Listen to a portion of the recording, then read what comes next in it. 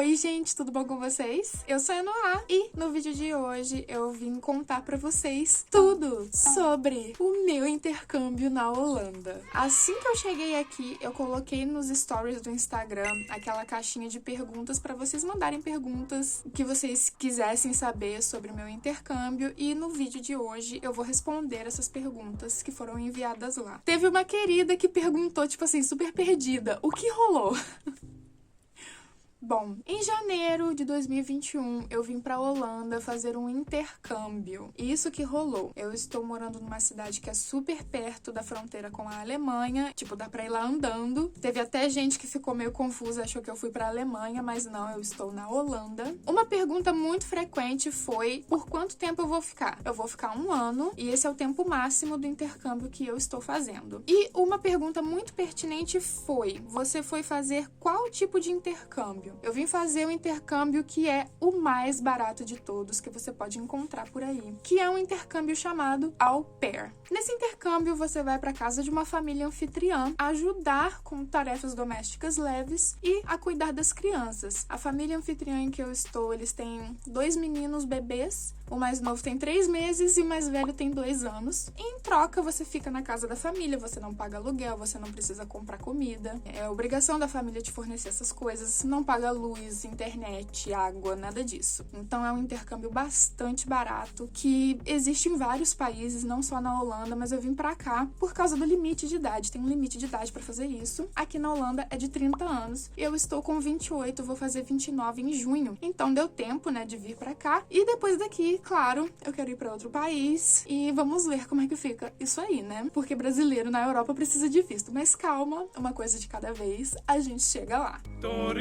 Só que aqui na Holanda, você, assim, eu recomendo você vir com inglês. Eu, inclusive, escolhi a Holanda porque aqui todo mundo fala inglês e eu não precisaria aprender holandês propriamente. Se quiser aprender, legal, mas não tem necessidade. No supermercado, todo mundo fala inglês. Então aqui daria pra fazer isso, né? Eu não teria que aprender a língua local e nem, tipo, já ter um nível na língua local. Eu poderia focar em outro idioma. Francês eu acho um idioma mais útil. Eu acho que francês e alemão são 2 línguas muito úteis aqui na Europa, porque tem mais de um país que fala, e eu optei pelo francês. Mas, tipo, se você quiser ser au pair na Alemanha, eu acho que você tem que ter nível A1, que é, tipo, o básico do básico. Em alemão, pra ir pra França, você tem que ter o A1 de francês. Cada país tem os seus requisitos, então você tem que dar uma pesquisada pra saber qual país você gostaria de ir. Se interessou, procure, pesquise sobre o au pair. Tem um site que eu já vou recomendar, que é o Au Pair World. Foi lá que eu encontrei a minha família. Você vai lá, monta o seu perfil. Inclusive, nesse site tem as informações dos requisitos de todos os países onde existe o programa au pair. Aqui na Holanda, você também tem que ter experiência com crianças, você tem que comprovar isso. Eu fiz magistério,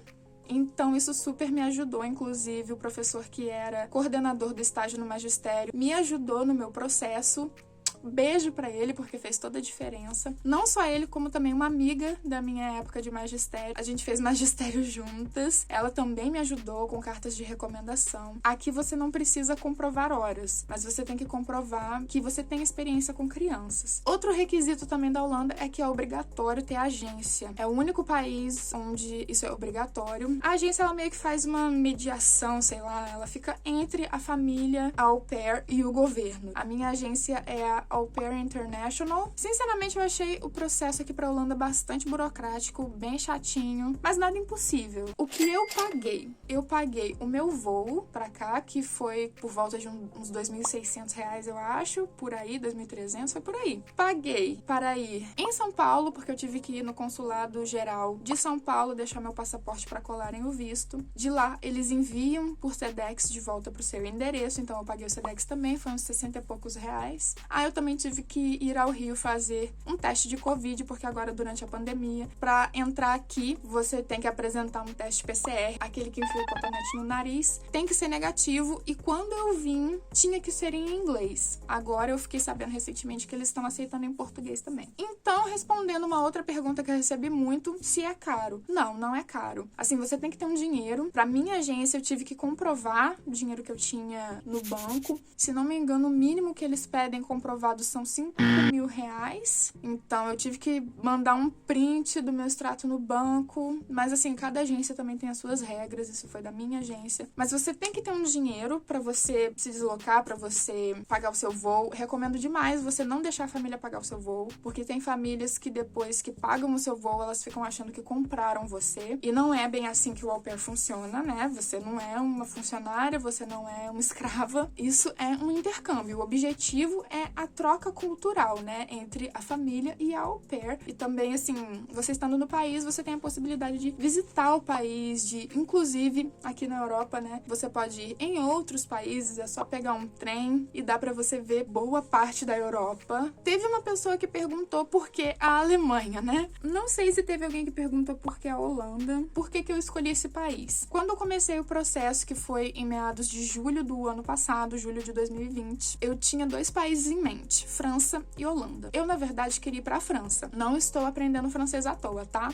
Só que enquanto eu tava procurando uma família, a França fechou as fronteiras pro Brasil. Eles pararam de emitir visto de au pair para brasileiros que estivessem no Brasil. Então eu tive que ir pro meu plano B, que era a Holanda. A Holanda eu acho que era o único país que tava emitindo visto pra au pair. Então dei a mão pra Holanda e falei, vamos que é nós. Eu cheguei aqui no dia 22 de janeiro, menino, uma sexta-feira. E aí no sábado a Holanda fechou. Foi decretado aí que não podiam mais chegar voos do Brasil pra cá. E se fosse um dia a mais da minha viagem, eu não poderia ter vindo. E aqui eu já coloco uma outra coisa. Você tem um sonho, você quer fazer uma coisa, você quer... Não conta pra ninguém. Come quieto, faz quieto. Desenvolve a sua ideia, desenvolve o seu plano quieto. Ninguém precisa saber. Mostra pras pessoas o resultado, não a sua intenção. Eu lembro que a única pessoa que sabia na minha cidade o que eu estava fazendo era a minha mãe. Quando já tava com visto na mão, passagem comprada, eu contei pra um melhor amigo meu. Tinha minha amiga também do magistério, a Aline. Beijo, Aline. E o meu professor. Eram essas as pessoas que sabiam na minha cidade. Fora isso, o pessoal só ficou sabendo quando eu cheguei aqui e comecei a postar stories no aeroporto de Paris, tudo bom? E é isso. Não fale dos seus sonhos para as pessoas. Mostre para elas. Uma pergunta muito interessante que eu recebi foi: como sua mãe e família reagiu? Eu queria fazer intercâmbio no futuro, porém minha mãe é contra. Bom, na minha família não tem muito isso de a mãe deixar ou não, entendeu? Eu pego a minha vida nas minhas mãos e eu tomo as minhas decisões. Eu tenho quase 30 anos de idade, não é a minha mãe que vai determinar o que eu faço ou não. As minhas escolhas são minhas. Porém, querida Dominoca é adolescente ainda. Dominique, que era minha aluna. Saudade. Então, assim, o que eu diria pra você é o seguinte: leve em consideração a opinião da sua mãe, os conselhos dela, mas não deixe que isso determine a sua vida e o seu destino, o seu futuro, tá? Porque a vida é sua, quem tem que decidir é você. Se é uma coisa que você quer muito, eu diria pra você juntar dinheiro, sei lá, dá seu jeito. Você quer? Dá seu jeito. E faz por si mesma, não fique dependendo da boa vontade dela, porque se ela não quer, ela não vai pagar pra você. Então, bora trabalhar, bora juntar um dinheiro, aproveita que você ainda tá na casa da família, que você não vai ter que pagar grandes contas, junta dinheiro e simplesmente vai e faz. Você que pagou não vai dever nada a ninguém e ninguém vai poder te impedir. O dinheiro é seu. É feio perguntar sobre valores? Fala por cima. É muito caro a experiência? Como eu já falei, o au pair é o intercâmbio mais barato que você vai encontrar. Acho que eu não gastei nem R$ 4.000 contando voo, ir ao Rio, ir a São Paulo, pagar o teste de Covid. Eu comprei uma mala nova, comprei umas roupas e a minha estadia aqui eu não vou pagar, né? Inclusive, você como au pair ainda tem direito a um pocket money, que é tipo uma mesada, um dinheirinho que a família te paga. Minha querida ex-colega de trabalho falou assim: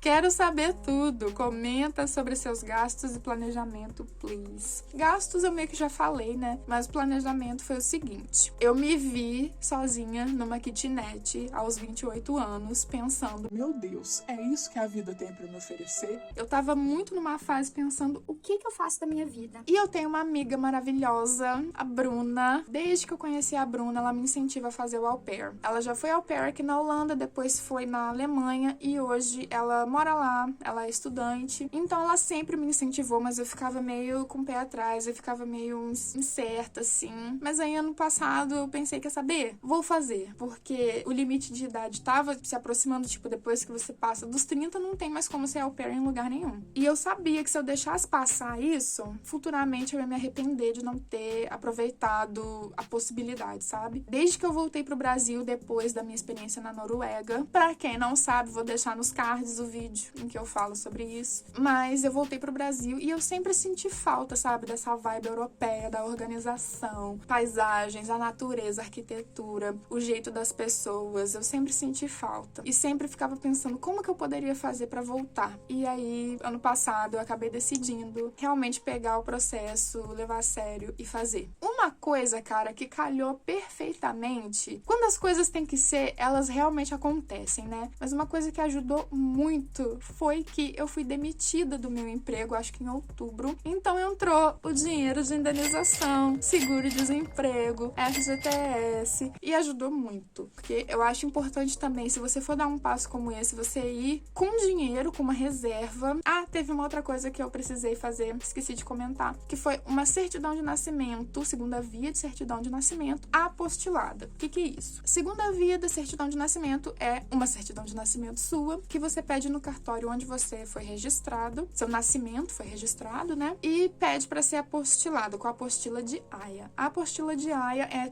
um acordo que existe entre países, que se você colocar essa apostila num documento, esse documento vai ser válido em todos os países signatários desse acordo. Essa certidão apostilada, eu acho que custou uns R$ 160 mais ou menos, foi por aí, 130, agora eu não lembro direito. Mas isso vai depender do seu estado, da sua cidade, né? Porque cada cartório tem as suas especificidades e os seus preços. Uma pergunta muito boa que eu recebi: como é ser vega aí na Holanda? Ser vegano aqui na Holanda é muito fácil, muito prático e muito acessível. Vou até mostrar uma coisa pra vocês, espera aí. Ontem eu fui no supermercado e comprei um monte de coisa. Isso aqui, essa marca Alpro, vai ficar virada porque eu tô gravando com a câmera frontal do celular, mas essa marca aqui é maravilhosa. Isso aqui é um iogurte pêssego. Tem também aqui, ó, de morango. Tem também um de blueberry na geladeira que eu não trouxe. Esse patezinho aqui, ó, eu comprei 2, foi tipo €1. Isso aqui também por volta de 2 euros. Salsicha, meatballs.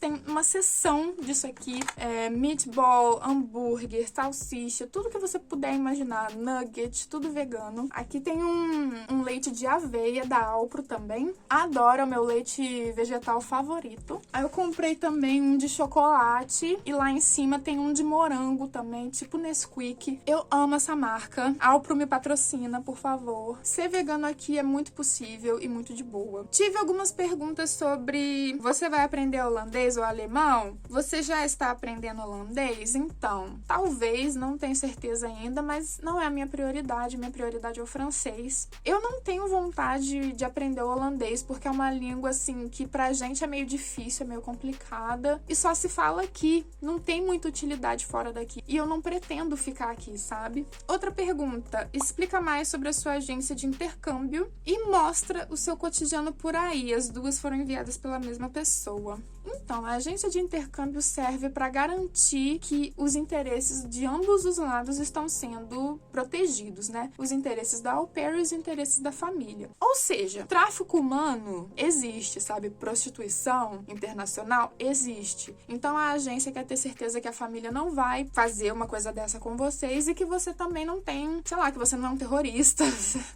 que você não tem intenções, assim, malignas indo para aquele país. E mostrar o meu cotidiano. Eu tenho mostrado algumas coisas assim no meu Instagram. Então, se você não me segue, siga lá. Outra pergunta interessante foi: qual foi o processo para conseguir essa oportunidade? Foi uma seleção? Você tem que montar o seu perfil no Au Pair World. Tipo, falando quem é você, por que você quer fazer intercâmbio naquele país, qual a experiência que você tem com criança, você já cuidou de um primo, de um sobrinho, fotos suas com criança, sabe? Já cuidou do filho da vizinha. Enfim, em momento algum, expresse interesse em permanecer no país, tá? Porque isso por si só, nem as famílias vão te querer e, no caso da Holanda, a agência, ela quer garantir que você não tem intenção de permanecer no país. É uma coisa meio assim, antipática, eu diria, porque qual é o problema, o que tem de errado, mas eles realmente não têm interesse na nossa permanência. Se você quiser permanecer, você que lute. E para conseguir uma família, eu não vou mentir, não foi fácil, porque durante a pandemia, o mundo ficou sabendo que no Brasil a coisa ficou feia, ficou séria, e grave. Então tinha família que via que era do Brasil e nem respondia a mensagem que eu mandava. Mas assim, se eu conseguir, ainda há uma luz no fim do túnel, não desista, se você também tá procurando uma família, tá? A dica que eu dou, principal, leia o perfil da família, leia o que eles estão dizendo lá, qual o nome das crianças, o que elas gostam de fazer, o nome dos bichos de estimação. Mencione isso na sua mensagem, seja pessoal na sua mensagem, sabe? E outra coisa também, não saia desesperada, atirando pra todo lado, mandando 50 mensagens por dia, não faça isso. Qualidade supera quantidade. Seja paciente e dê atenção a uma família de cada vez. Você não precisa mandar 30, 50 mensagens por dia. Devagar se vai ao longe, literalmente. Outro querido amigo perguntou como foi a sua recepção e se houve algum empecilho por estar vindo do Brasil. Minha recepção aqui foi muito boa, fui muito bem recebida pela família e por todas as pessoas que eu conheci até agora. Geralmente as pessoas gostam de brasileiros, a gente tem apesar dos pesares, a gente tem uma boa fama fora do Brasil. E o empecilho por estar vindo do Brasil, quando eu vim, foi o teste de Covid, né, que se tornou obrigatório por conta da pandemia. Uma outra mocinha me mandou: vou para a Europa no meio do ano e queria saber como tá a questão de Covid para entrar no país. Você poderia me falar? Essas regras mudam o tempo todo hoje em dia. A cada mês tem algum requisito diferente, alguma coisa a mais, alguma coisa a menos. Então, você tem que estar sempre atenta para quais são as regras atuais daquele país. Venha com um teste PCR bem recente e se informe sobre as regras do país para onde você vai. E uma outra querida me mandou o seguinte no direct: fume muita maconha aí, pelo amor de Jesus. Então, gente, eu sou a esquisita do rolê que não fuma maconha. Eu sempre era a única pessoa que não fumava maconha. Eu não gosto, eu experimentei algumas vezes, mas não é a minha praia, eu não gostei. Eu prefiro cachaça. Mas aqui é legalizado, né? Se pá, eu vou comer uns bolinhos de maconha, sei lá, alguma coisa assim. Mas, gente, é isso pro vídeo de hoje. Obrigada a todo mundo que mandou perguntas. E se alguma coisa não ficou clara, deixa aí nos comentários. De repente eu faço uma parte 2. E quem quiser ver um pouco mais meu dia a dia aqui, me siga no Instagram, que eu tô sempre postando coisas lá, tá bom? Um beijo pra vocês e até o próximo vídeo.